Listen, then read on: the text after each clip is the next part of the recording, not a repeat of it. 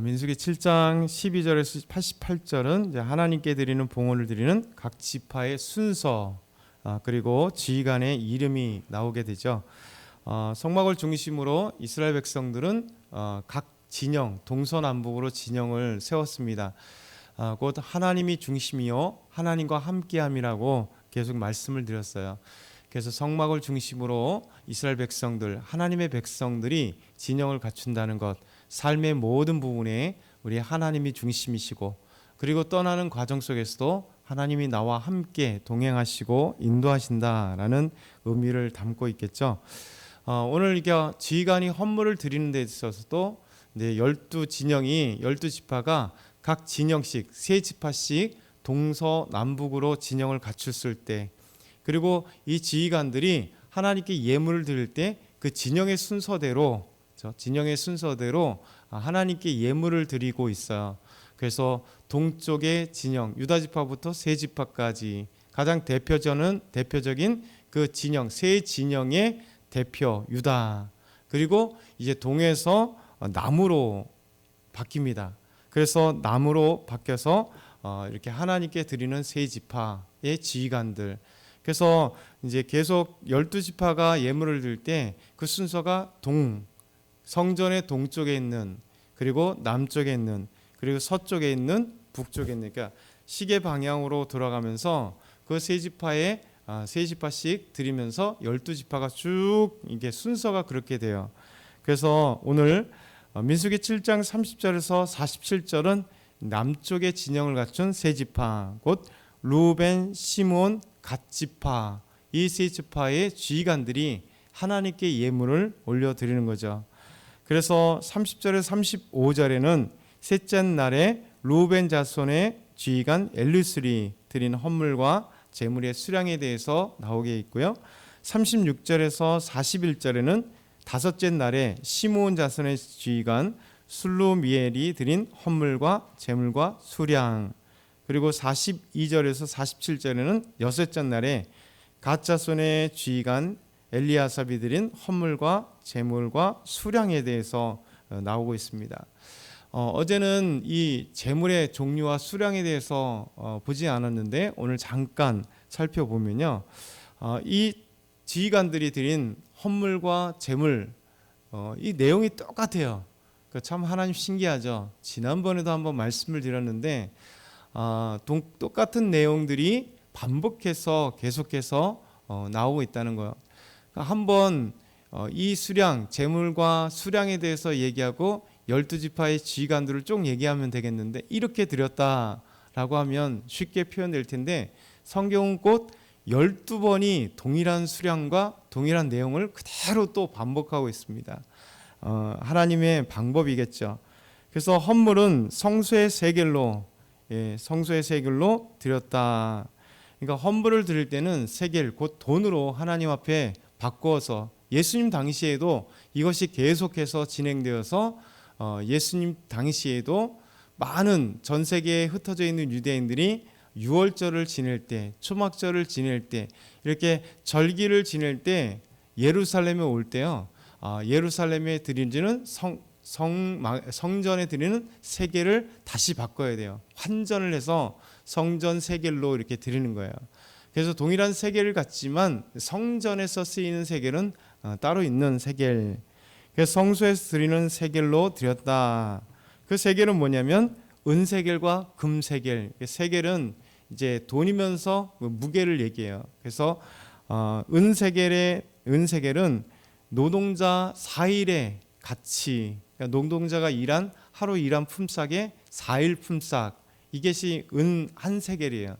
금세겔은 은세겔의 14배나 되는 가치, 그러니까 노동자가 56일 동안 일해서 하나님께 드려지는 그 값이, 그러니까 옛날이나 지금이나 좀 틀리겠죠. 왜냐하면 돈으로 환산하기 참 어려운 것이, 사실 이 당시에 노동자 하루 품삯과 지금의 품삯은 그 의미가 달라지고 물가가 달라지니까 딱 이렇게 정확하게 얼마다라고 하기는 어렵습니다.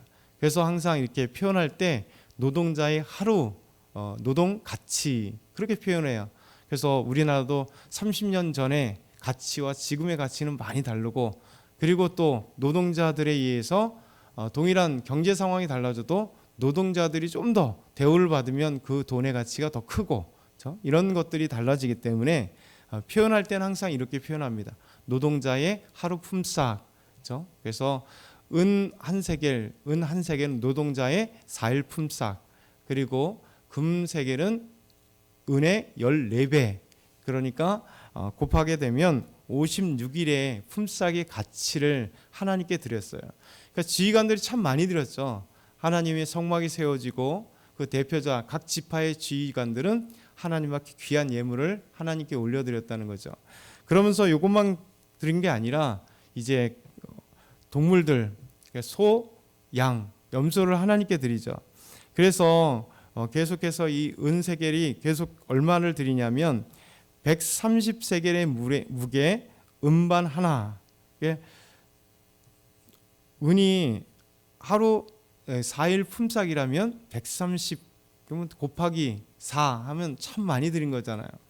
그 다음에 70세겔 무게의 은발이 하나. 이 용도는 이 두 그릇에는 소재물을 담아서 기름 섞은 고운 가루를 채워드리는 용도로 사용하고, 그 다음에 10세겔 무게의 금그릇 하나. 10세겔 금그릇 하나. 이 용도는 향을 채워서 하나님께 드리는 용도로 사용하게 된 것이죠. 그리고 번제물에는 숫송아지 한 마리, 순양 한 마리, 1년 된 어린 순양 한 마리, 속죄 제물에는 순염소 한 마리, 화목 제물로는 소 2마리와 순양 5마리와 순염소 5마리, 1년 된 어린 순양 5마리. 이렇게 지휘관들은, 각 지파의 지휘관들은 사실 하나님께 예물을 드릴 때 보통의 큰 가격이 아니에요. 참 큰 물질과 또 소들, 그 예물을 하나님께 올려드렸습니다. 이것을 마다하지 않고 기쁨으로 하나님께 올려드렸다는 거죠.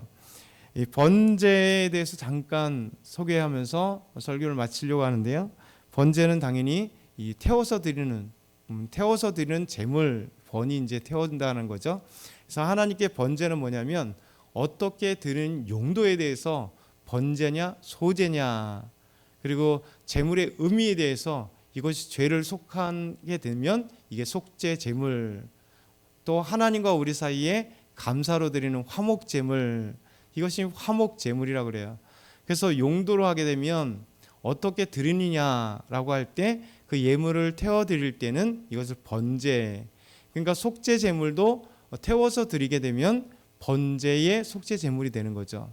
그래서 태운 용도, 이것을 그리고 이 번제로 드리고, 그리고 소제물로 드린다면 이제 곡식으로 하나님께 드려진다. 요제라고 하는 것은 이제 흔들어서 하나님께, 곡식인데 흔들어서 하나님께 올려드리니까 이제 흔들 요자에서 요제. 이렇게 용도에 대해서 두 가지 의미를, 하나는 용도에 대해서 그 제사를 설명하고, 또 그 의미, 이것이 속죄 제물이냐 화목 제물이냐, 이것은 하나님께 어떤 의미를 가지고 제사를 드리는가. 그래서 이게 두 개가 다른 의미예요. 그래서 이것을 같이 섞어서 하나님께 드리는 때 용도와 그 의미를 담아서 드릴 때 번제의 속죄 제물, 속건 제물이 될 수 있는 거고, 그렇죠? 번제의 화목 제물이 될 수 있는 거고, 이렇게 되는 겁니다. 그래서 이런 귀한 많은 양의 제물을 기쁘게 이 지휘관들이 하나님께 드렸습니다. 이 번제는 그래서 태워서 드리는 제사인데, 꼭 레위기 1장부터 6장, 7장까지 말씀 보면 그 뒤에 꼭 제물이 이렇게 돼요. 번제는 여호와께 향기로운 제물이다, 냄새다. 그러니까 번제로 태워 드리니까 하나님께서 마치 사람처럼 냄새 맡는 그 이미지를 통해서 하나님이 기쁨이 되는 거죠. 태워서 드리는 것이 하나님께 향기로운 냄새라. 그래서 이 번제의 의미는 하나님의 진노를 풀어주시기를 위하여 하나님께 예물을 드리고, 두 번째는 인간의 죄값을 보상해서 하나님과 관계가, 온전한 관계가 되기를 원해서 이 번제를 드리는 것. 의미적으로는 이 온전한 헌신을 얘기해요.